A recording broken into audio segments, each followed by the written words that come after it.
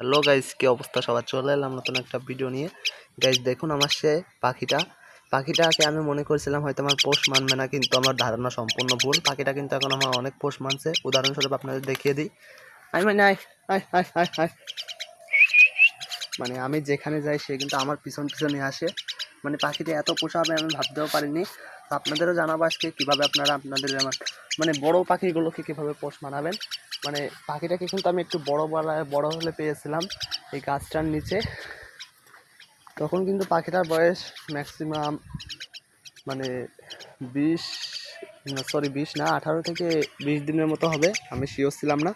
আর এখন কিন্তু বাচ্চাটার বয়স মোটামুটি 30 দিনের বেশি হয়ে গেছে।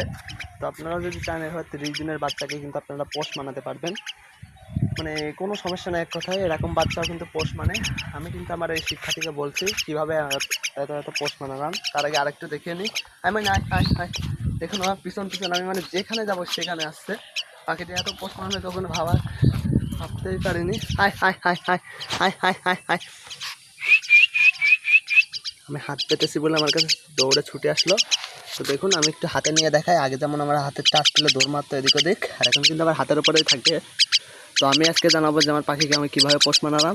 সর্বপ্রথম আমি পাখিকে সবসময় নিয়ে বেড়াতাম, মানে আমি হাল ছেড়ে দিয়েছিলাম একেবারে। কিন্তু আমি ভাবলাম যে পাখিটিকে আমি নিয়ে বেড়ালে কেমন হয় দেখি। আর হ্যাঁ, এটা আমার কাজে দিয়েছে। পাখিটিকে আমি নিয়ে বেড়ানোর সাথে সাথে পাখিটি আমার অনেক পোষ মেনেছে। আর তাকে কিন্তু আমি সময় দিতাম, মানে আমি যেখানেই ঘুরতে যেতাম না কেন সেখানেই তাকে নিয়ে যেতাম গাড়ি করে। আর এভাবে কিন্তু পাখিটা আমাকে অনেক চিনে গেছে। আর চিনে যাওয়ার কারণে আমার অনেক পোষও মানছে।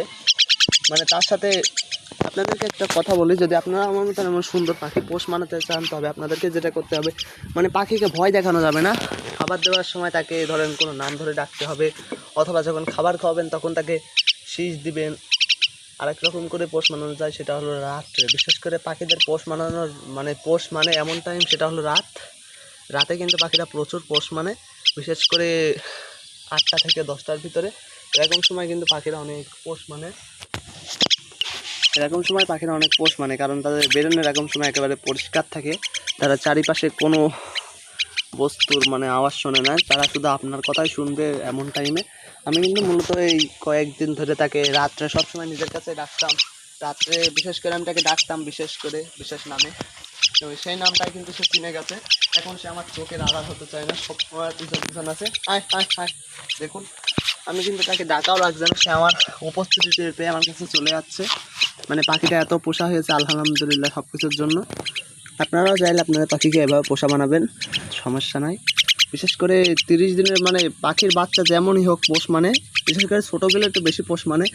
বাচ্চাটা যদি ছোটো হতো আরও একটু পোষ মানতো, কিন্তু যেহেতু বড় বাচ্চা পেয়েছিলাম গাছের নিচে, যদি একটু পোষ মানতে সমস্যা হয়েছে। তো সমস্যা নেই, বাচ্চাটা ভালোই পোষ মানছে। মানে 100-র ভিতরে 95% পোষ মেনে গেছে আমার, আর 5% বাকি আছে। তো গাইস সেইটাও দেখুন পাখিটা আরেকভাবে। আর তাকে আমি সবসময় নিয়ে বেড়াতাম। দেখুন বাচ্চাটা কিন্তু অনেক বড় হয়ে গেছে, এবং তার আমি একটা পার্থক্য দেখাই। পাখিটা কিন্তু ছেলে পাখি। দেখুন তার মাথাটা একটু মোটা, এবং তার পাগুলো দেখুন কতটা বড় বড়। আর একটা কথা, পাখি পোষার সময় আপনারা একটু মেয়ে পাখিগুলো নেবেন। মেয়ে পাখিগুলো একটু বেশি পোষ মানে, আর ছেলে পাখিগুলো পোষ মানে কিন্তু ততটা ভালো না। তবে ছেলে পাখিগুলো একটা বৈশিষ্ট্য হলে তারা অনেক সুন্দর কথা বলে। যেহেতু আমার একটা ছেলে পাখি, তারপরেও পোষ মানছে মোটামুটি। আর যেহেতু আমি হাল ছেড়ে দিয়েছিলাম যে আমার পাখি হয়তো পোষ মানবে না কখনোই, তা পাখিটা পোষ মেনে গেছে। আর একটা কথা, পাখিটার পায়ে আপনারা অনেকেই জানেন যে তার পায়ে কিন্তু অনেক দীর্ঘদিন যাবৎ ব্যথা ছিল। সেটা থেকে মুক্তি পেয়ে সে কিন্তু আবারও একটু দাঁড়াতে পেরেছিল, কিন্তু তারপরেও কিন্তু তার পায়ে একটু আঘাত পেয়েছিল। সে আঘাতটাও আল্লাহর রহমতে সেরে গেছে। আরেকটা জিনিস দেখাই, সেটা হলো আমার যে ঘুঘু পাখিটা ছিল, অনেকেই জানেন হয়তো, আমার একটা ঘুঘু মারা গেছে, খুবই দুঃখের কথা। কিন্তু আরেকটা ঘুঘু কিন্তু বেঁচে ছিল, কিন্তু তাকে কিন্তু মুরগিতে আক্রমণ করে দিয়েছিল। যার কারণে সে কিন্তু হাঁটতেও পারছিল না, উঠতেও পারছিল না। কিন্তু সেটা তার দুঃখেরজনক বিষয় হলো, সে কিন্তু এখন একটু সুস্থ হয়েছে আগের থেকে। মানে সে দাঁড়াতে পারছে সোজা হয়ে, এখন হাঁটতে একটু একটু পাচ্ছে। দেখুন আমার শালিকটাও তার কাছে গিয়েছে। ঘুঘুটা কিন্তু কোনো ফুটে খাবার খাওয়া শিখেনি। দেখুন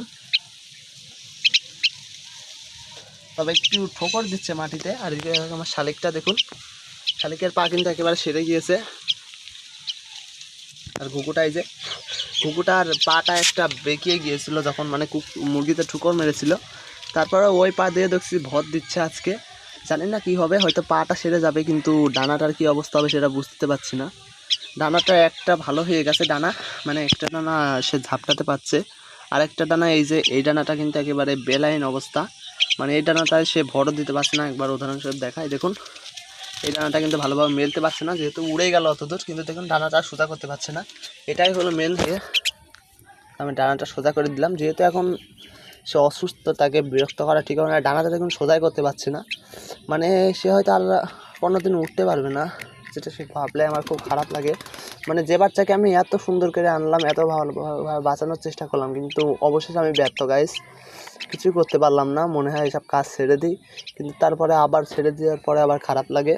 তো গাইস ঘুঘুটে কিন্তু এখন জীবন আছে, সবই আছে, এই জন্য তাকে আমি সবসময় চেষ্টা করি আমার সাথে করে নিয়ে বেড়ানোর, কিন্তু সেটা আরেকদিন পরে করলে আরও ভালো হবে, কারণ এখন কিন্তু ঘুঘুটা মানে আঘাতপ্রাপ্ত প্রায়।